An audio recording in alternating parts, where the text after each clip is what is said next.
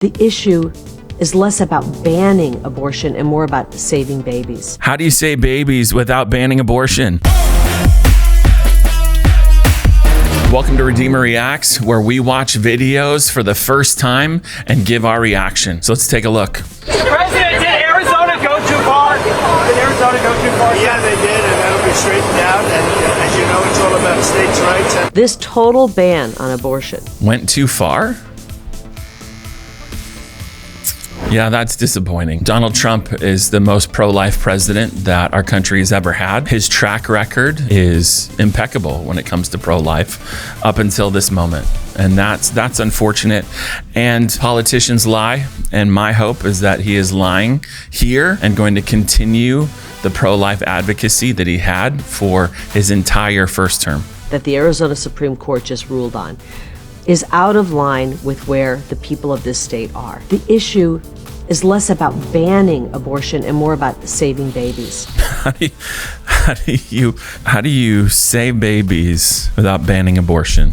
This is political speak. Either they don't want to come out and say they are pro-life because the polling here in Arizona doesn't seem to be that that's going to be a winning issue, or they're actually not pro-life. And so either way, I'm not a one issue voter, even though this right here is a massive issue. For me, it's who is the best candidate overall. Politics is not about purity. Politics is about moving a group of people closer and closer to righteousness. You're never going to have a perfect candidate who's every single thing in his or her platform is exactly what you would want. You're never going to have that. And then you add to that their own lives. You're never going to have those things. And so while I look at this and it's disappointing for sure, at the same time, what's the alternative? Well, I can be pure and I can say, well, I didn't vote for anything. Well, great. You just helped the other side win if you took your vote away from somebody else. That's not helpful.